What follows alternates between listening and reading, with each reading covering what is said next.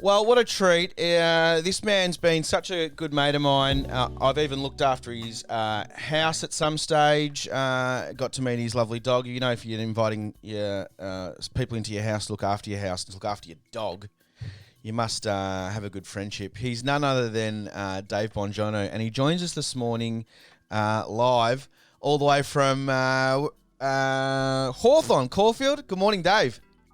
Troy, how are you, mate? Good to have you. Oh, thanks for having me. It's lovely to be on. You're a ledge. How are you this morning, and how have you been?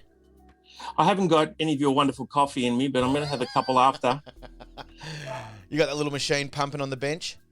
I'm working overtime on Nespresso, actually.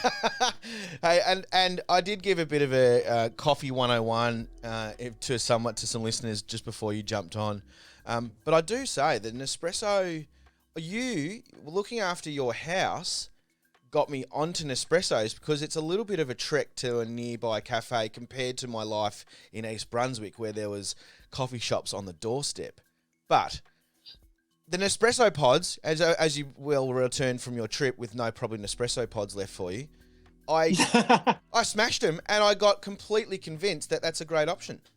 It is a great option. Obviously, we don't have an artist like you on the handles, but it's a satisfactory, very satisfactory way to get the morning hit. I do 3 or 4 pods a morning, and then I'm good.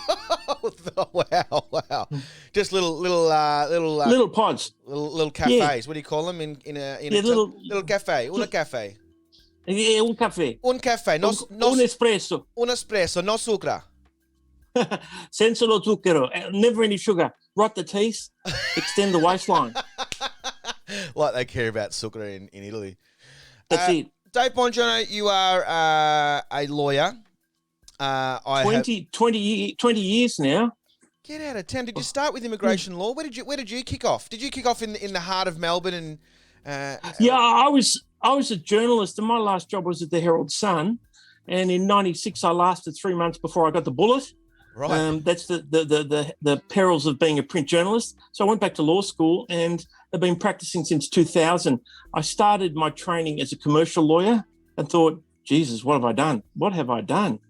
It was very boring, and it was helping people argue over the most petty things for prices and like easements, a metre wide and 100 metres long along a property and a $30,000 easement dispute, this and 40,000, just silly things. So yes. I moved to criminal law to help naughty people, and I helped naughty people for just under 7 years, and then I moved to immigration.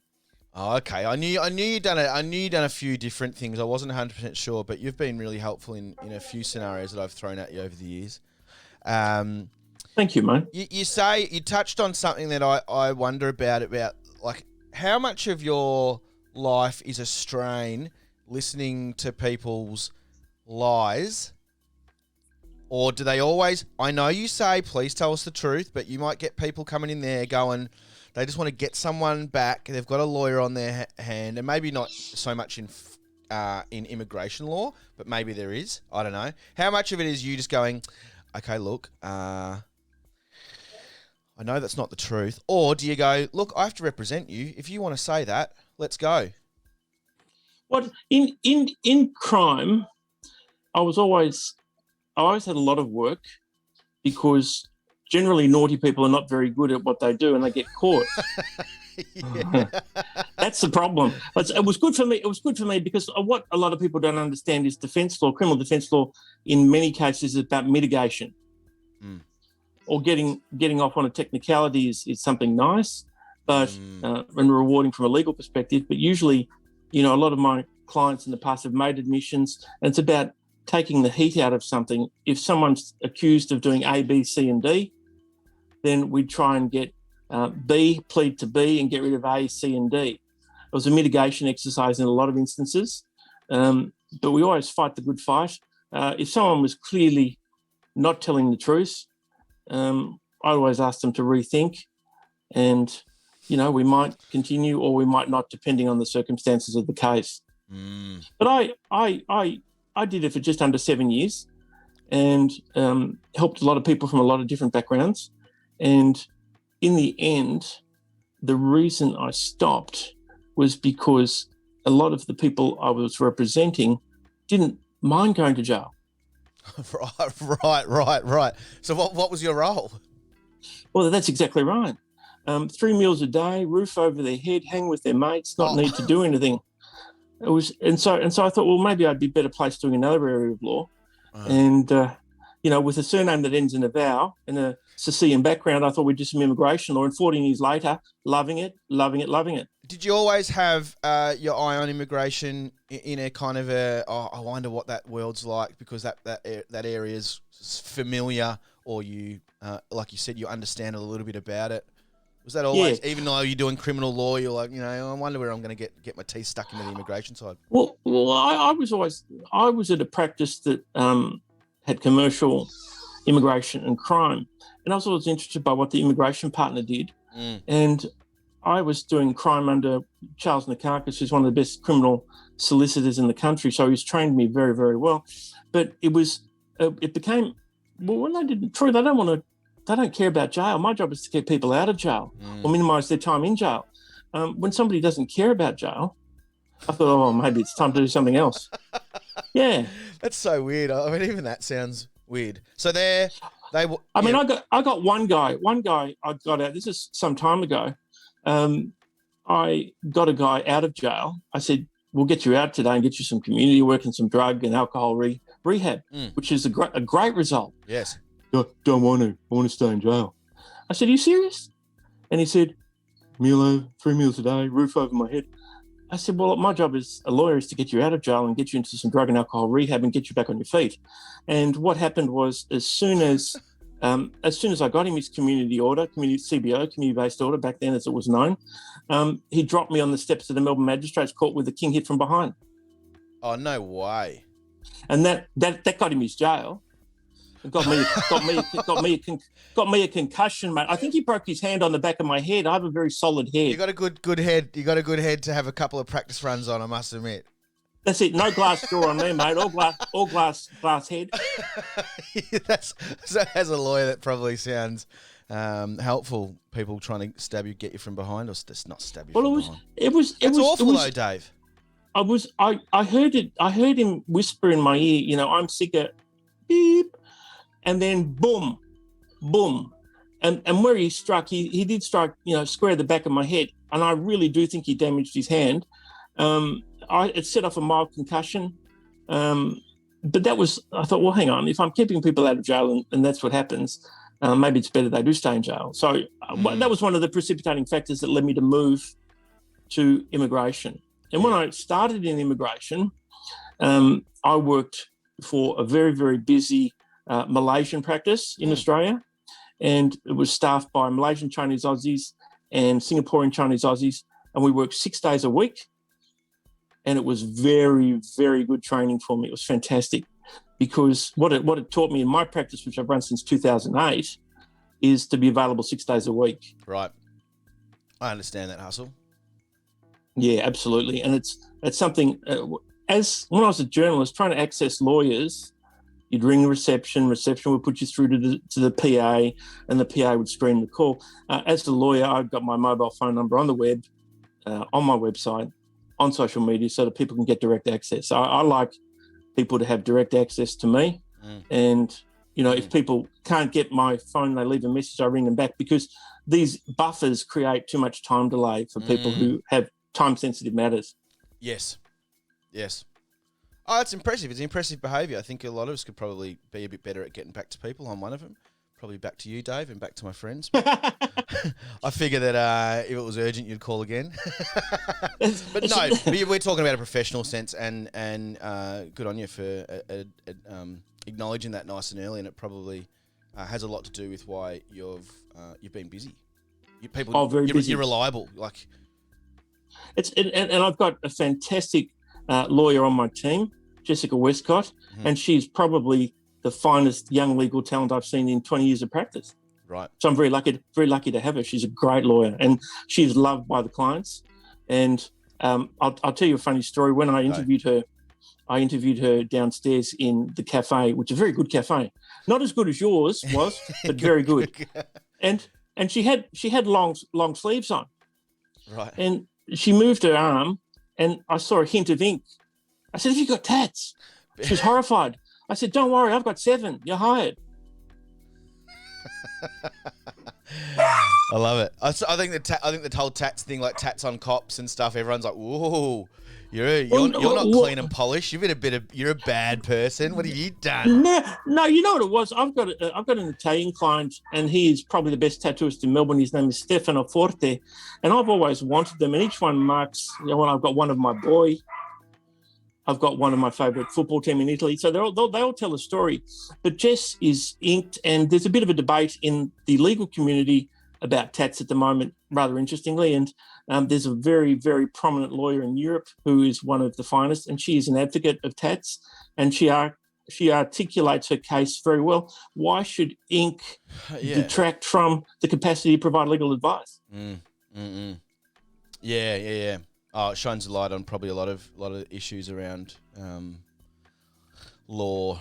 Anyway, it can be very conservative. It can be a very conservative business. You say it better than me. Yeah, all those conservative approaches are just conservative because that's the way they've been done all the time, or that's 100%. That's the way we do things. Like that's the way we've always done things. Like, come on. And she's basically saying that is the way, but the way forward is to be open, progressive, and assess somebody on the capacity to empathise, connect, and provide legal advice. Not what they're wearing, not what they're sporting on their arms. My tattoos are not visible; they're on my legs. I do have one of Pam Grier on my arm because Pam Grier. Really? I love Pam Grier. When I was 12, I saw a Pam Grier film. And I thought, oh my God, that's what girls are.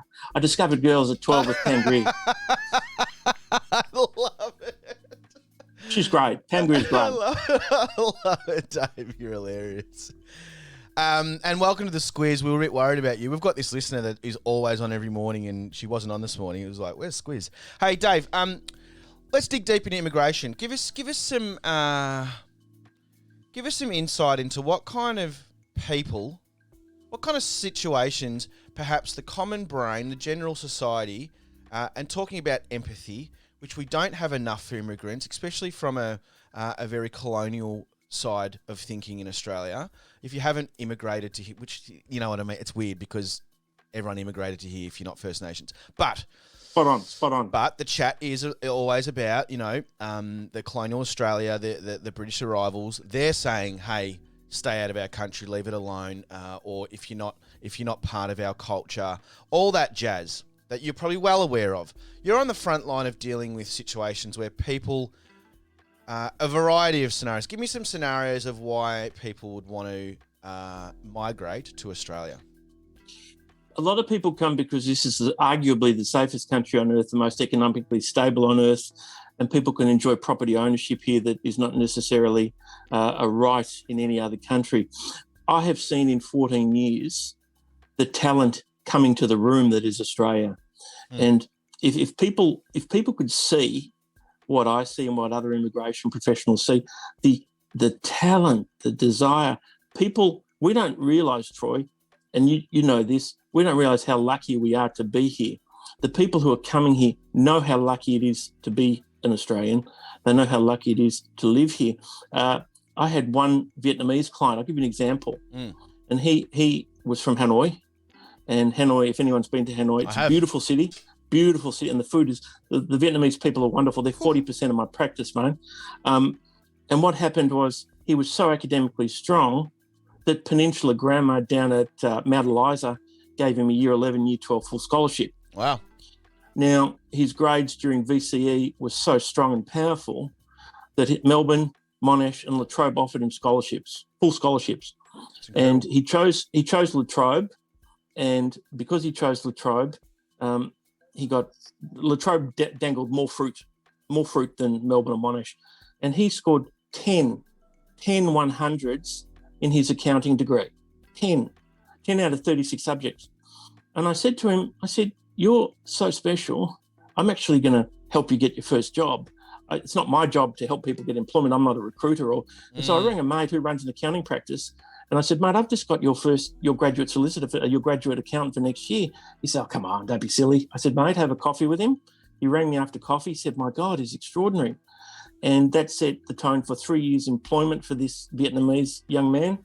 And he's now at PricewaterhouseCoopers, PwC, as a senior client advisor at 28.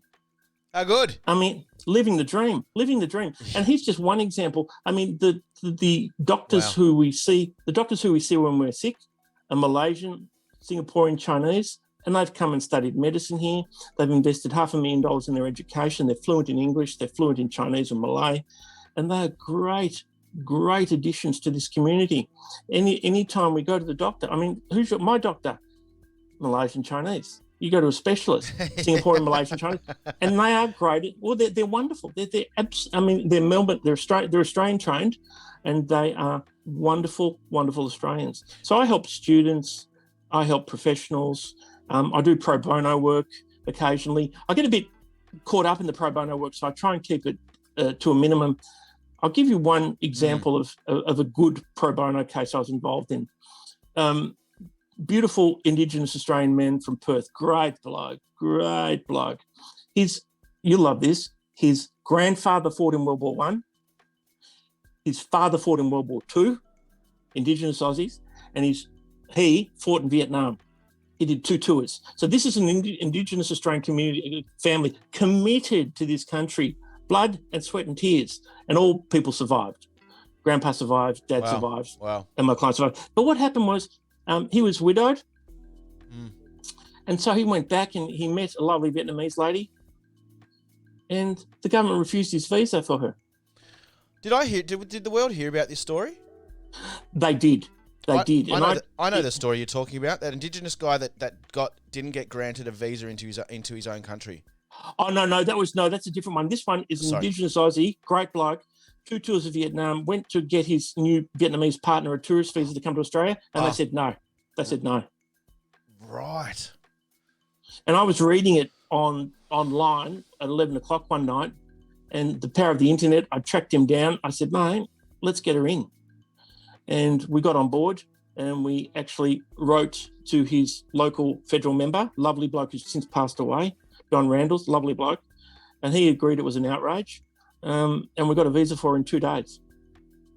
Does this shed light on the legal system, lawyers needed in these areas, because the common citizen doesn't know the legalities behind the difference between getting something and not getting something, even life and death, or even trivial small stuff? Is that gap just so huge and disappointing that we're just going to constantly need lawyers? Or is it important? Do you think the common person could easily read up and go, just know your law? Or is it just too, have you got to play the game? I'm 52 this year. I've never done my own tax. I've always got an accountant to do my tax because I don't want to get in trouble. When I got my joint, I trained as a property lawyer. I didn't do my conveyance because I'm not an expert in it. The 3 areas of law that any Australian can or international can dip their hat and have a crack at are conveyancing, tax law, and immigration law. And they're the 3 most dangerous. You mess up your conveyance, you're in trouble with the bank, the other side. You mess up your tax, you don't want the ATO chasing you. I know. Yeah. And so I always say to people, these are 3 areas of law you can do, absolutely. But if you press the wrong button, make the wrong submission, you're in big trouble, and you've got to clean it up yourself. Dave, it's brilliant. Hey, I really appreciate your time and valuable information. We have never had a lawyer, or I call it, you've got such important information, and what you say you've got to be very careful about, because people will go, absolutely, 100%. That's a very hard, that must be a very taxing thing. I'm sure you're used to it, but you've got to be so careful about what you say, because someone might go, hey, this recording, he said this. So correct. I understand. Thank you so much for joining us at 7:30 in the morning and having to switch on your legal brain. But I really appreciate it. I've got some questions that have come in, if you don't mind me passing them on, and that's why I've been looking down at the phone. We have a permanent care order for our son. We want to take the next step and adopt him. Yep. Would he advise us getting a lawyer to assist with the process? Would he have any advice for us? Keeping in mind we needed a lawyer to get permanent care. Birth parents are unavailable. Yeah, because where are they adopting from? Because if they're adopting locally, it's not an immigration question, but if they're adopting from offshore, it becomes an immigration question. There you go. I'll hear back from, she's listening right now, Excellent. And by the way, I'm going to put in your website, Dave. So if anyone wants to take anything further, now Dave probably can't say to everything online on a very kind of blasé chat. Please hit that website and contact Dave directly. You can say you're a listener of Really Good Radio, and he'll be very well aware that you've come through this channel and this chat, and you're a good friend of Really Good Radio. Absolutely. So please take things up with Dave further to get the actual, in-depth advice. I mean, for the lady who just sent that message in, yes. If it's local, she definitely needs a lawyer, 100%. If it's international, she'll need immigration and family law advice. So, I mean, I'm happy to talk to her off air. We're not doing office consultations. We're doing Skype consultations, phone consultations, real time over because of social distancing. But I'm happy to talk to her if there's an international angle. It's she not. Definitely needs some local. She definitely needs a family lawyer. Definitely needs to speak to a family lawyer. 100%. Thanks, Dave. Brilliant. Ask Dave. I love it. This could be. I don't know how often we might need you at some stage. We had randomly a physio mate of mine come in and answer some questions, and the hotline went crazy. And he's now. Oh, absolutely. I was like, wow. I think we might. It showed that there's some people that need help with their body and just don't know the answers. So after lockdown, he'd have a bonus. He'd have new clients galore. Yeah, I've got another question here. I'm about to start writing up an updated court-ordered parenting plan. Yeah. Would David recommend a family courts lawyer in Melbourne sympathetic to men in difficult co-parenting circumstances? Oh, absolutely. Now, same with the lady before. If they want a family law referral, I am 100% happy to refer this. I know two extraordinary lawyers, and sometimes people have a preference for a male or a female. So I have one extraordinary female lawyer and one extraordinary male lawyer. I'm very happy to introduce them to if they contact me via the website. That goes for both texters. Yes. Thank you, Jane, for telling me that the scrolling across the bottom here is the last guest. I'm just going to put in your website. Check out more at. Here we go. This is live editing, Dave. This is the power. I love it. Look at those dancing fingers, mate. Look at him go. There we go. You're back in. This is really helpful, Dave. Hey, Dave. What about I've got two scenarios here, and I'll try and articulate one of them. One of them is, what do you normally do? And we're talking family law, and I know you're an immigration lawyer, so clearly people haven't got many immigration questions, but I think they're just going to shoot them off to you and hope that you can kind of at least direct them to the right spot. I've got two terrific lawyers who I would say are the two best in Melbourne, and I can refer them with great confidence because I've had many clients I've referred to these people, and they're nothing short of excellent. Okay, I've got a question. What would happen? How should people communicate if general chat, verbally texting's not working? How soon? What are some tips in ways to not inflame the situation, but to be able to start heading towards with a angry, frustrated other party that you're dealing with? Things are flaring up. What are some tips on what do you suggest to put everything in email, or do you suggest keep it verbal? What about if you're always fighting verbally? What if there's a kid involved? How do you and you can't afford a lawyer? You need a community legal centre. Definitely need to speak to. If you can't afford a lawyer, family lawyer, 100% call a family legal centre in your suburb or adjoining suburb, and explain the scenario, and say that you can't afford a lawyer and that you need to come and talk to them. There'll be a family lawyer at one of the community legal centres, and they'll be able to give you appropriate strategy. And you encourage. So if that's the case, that's the case, and so people have to trust that is. If you can't afford, you got to. And is it true? Are you going to get what you paid for? Yes, it is, 100%. But I tell you what, that said, community legal centre lawyers are nothing short of wonderful, and they're in it for the satisfaction and edification of helping people because their salaries are not strong. There's some very, very good community lawyers, very, very good community lawyers. But in private practice, if you can afford a lawyer, you get what you pay for. Yeah, absolutely. Okay. That's helpful. That's helpful. If there's any other questions, please text them in.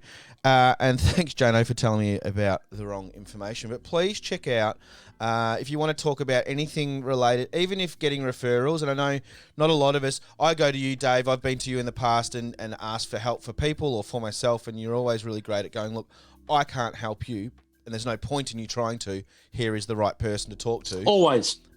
And that's a great thing. You can head to dbander.com.au. That's Dave Bongiorno and Associates in a little kind of acronym way. dbanda.com.au. How's your... so you've just touched on, you do Zoom catch-ups at the moment. How's the podcast going? I caught a little snippet of it. Loving the podcast. Tell us about the podcast. The podcast, Grant Williams and I created a podcast a couple of years back. We've cracked 50 episodes. And during the 50 episodes... we've had the drama of Grant having a 16-kilogram tumour removed from his stomach. Oh, what? Yeah, extraordinary. And Grant came in after the operation. He came in after the operation and showed me the photo. He's made a full recovery. He's as strong as a Mallee bull. And when I saw the tumour in the photo, I let out a gasp. And it just so happens the office I share space with, they do financial taxation planning for medical professionals, and the medical professional said, I just heard, can I have a look? And she said, I'm an oncologist, a cancer doctor. And she let out a gasp as well. It was like a basketball. Yeah, right. Basketball tumour crushing his organs. And so there was a little bit of a break, but we've been running 2 years, and we put to air on Monday next week our 51st episode, 51 episodes. And what's the podcast called? Migrating to Australia podcast. Yes. The Migrating to Australia podcast. And it's on Apple, Spotify, and a couple of other providers of podcasts. The story is it's about enlightening and inspiring people to migrate to Australia. We talk about rules, regulations, and we also talk about migrants who've made, people, unsung heroes and sung heroes as well. We talk to people who've made a difference by migrating to Australia. I mean, everyone needs to know that the former governor of Adelaide was a refugee. Yeah, that's right. People, migrants. Without migrants, Troy, we lose. As Australians, we lose. The best migrants are those who invest and bring business and international students. That doesn't detract from the joy and importance of every other form of migrant, but without international students, we suffer. And because international students are exceptional migrants, they're wonderful migrants. And we suffer if we don't get people investing in the country and bringing business to the country because they create jobs. It's a great podcast, and it's the reason why I contacted you straight away. And this is before I even started radio. I was like, we've got to get you on. And apologies that it's been 3 months in the boiler, but it's worth the wait, mate. Worth the wait. The podcast is awesome. It's called Migrating to Australia. And Dave, you're a great person on radio, and clearly you're comfortable on the chat. It's actually really good listening. And the one that in particular that I liked was when you did have Charlie on. Charlie's hilarious. Charlie is one of the half dozen best criminal lawyers in the country. He was my mentor. And a great mentor. And he talked about in that podcast, not just how international, but how we should react with the police during COVID. That's right. And being an ex-criminal defence lawyer, I'm not a huge fan of the police. Let's just say that. Yeah, there you go. Are you allowed to elaborate on that? Oh, well, okay. I'll tell you one story, right? One of my last clients was an old school bank robber, old school. And he knocked off a TA, what do you call those tab where they play the pokies? A pokey outfit. Yeah. Pub pokies. He knocked one off, and they caught him in a few minutes. And I got the call to go see him at St Vincent's Hospital ward, and he had a broken arm, a broken jaw. And when I thought, hang on a second, he's knocked off a pub. He's been caught 3 or 4 minutes later. How could he have a broken jaw and a broken arm? And then we got the brief, and there was a photo of the interview table, some chairs, and an IBM Selectric typewriter. You remember the old IBM Selectric typewriters? They weigh about 10, 15 kilos. Beautiful machine, beautiful machines. What they did to our client was lay him on the table, and used the IBM Selectric typewriter to break his arm and his jaw. So that's legit. Is it? How many years are you talking about? How recent is this? We're talking this would have been in 2005, 2006. So what we see on Underbelly and all these things, and everyone, there's dramatized things, and most of it is drama, but that really is cops, people that we trust, still behaving like this. Is it still in the system? I don't know if it's still in the system, but there's not much difference between the naughty and the boys in blue, really, from my experience dealing with them from 2000 to 2000, just under 2007. And I've had mates who are a little bit older who have seen the light and are academics, lawyers, accountants. And when they were teenagers, they used to get a walloping in the police station, late 70s, early 80s. Walloping. I've got another question. Sorry, Dave.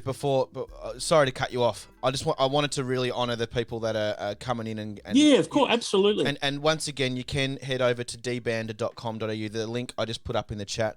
It's Dave Bongiorno and Associates. Google that and you'll get a hold of Dave. Have you heard about and been following the case of the migrants holed up in the hotel rooms at Kangaroo Point up in Meanjin, up in Brisbane? Oh, it's just, you know what? Where's the camera gone?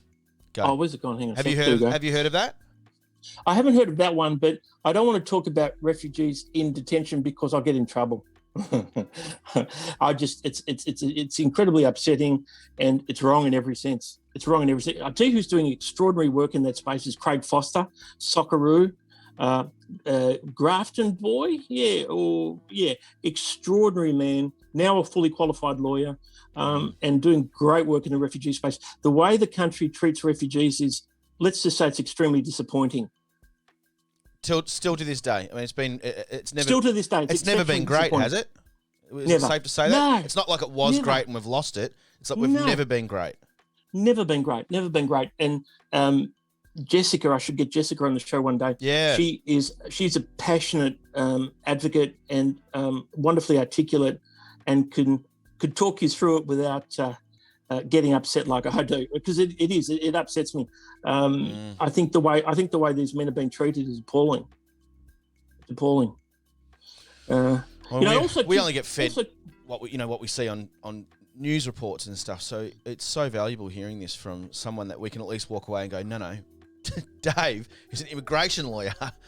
The way they're treated, and also some of the cases are horrific, absolutely horrific. We had one lady on the podcast who's done Paris Fashion Week, and she's Sudanese and she's a law student, and her story is one on the podcast that is well worth listening to. She was a refugee, and her journey. I mean, part of her family were massacred. She escaped, literally ran from bullets, and the journey she took to get here, and the weight she had here. There's an absence of humanity in refugee law. Real absence. Dave, you do incredible work. I think we've got a very small slither of some of the things that you see every day that you've got to deal with and work around and dodge and try and you're trying to change the future. You want to you want to change the system. You must see such archaic, slow systems. It's super impressive, and that's why I've got you on the show. And I did write that myself. Dave didn't say. Thank you, mate. Dave didn't tell me in the promo to say I'm the lawyer for the people. But I think in this very short 30 minutes we've had for you, it's the most impressive gift that you've got is your thirst to help people and help the minority groups. And look, do you know what? I always have, always will. And the 3-4 people who texted in before, don't be shy. I can't help you because they're family law questions, but what I'm happy to do is help you by referring you to appropriate family law practitioners who can help you. So anyone listening is the same. If you haven't got an immigration question, but you've got a question you want for criminal or family law or commercial law, I'm very happy to refer you to trusted people. Dave, super impressive, super valuable. What a way to finish the Friday. And I'll talk to you soon. What's on for the rest of the day? I've got a few more Zoom meetings. Yep. And then in the accounting practice that adjoins the space, a mate of mine is retiring after 35 years. So wow. we're going to have I'm going to have a mineral water because it's 12 years off the source, mate. So I'm going to have a mineral water with him. Yeah, a nice little San Pellegrino. That's it, nice little San Pellegrino, and that'll be the day. And then tomorrow we're podcasting. Oh, cool. Well, everyone look out for it's called Migrating to Australia. Everyone go give it a follow. It's on Spotify. It's on, did you say it's on Apple Music as well? It's on Apple as well. Apple Podcast, absolutely. Oh, well, two of the main players of broadcasting podcasts, Spotify and Apple. Please go check out Dave's website, dbander.com.au. Dave, I'm so rapt to be able to get you on finally. And if I ever get some more questions, I might invite you back on and we can talk about things. Absolutely. Or if there's anything that you want to get on and go, hey, I want a little platform here, I've got something to say, you're always more than welcome, mate. Troy, thanks for having me, mate. Yeah, it's been awesome. We'll catch you soon. Ciao, mate.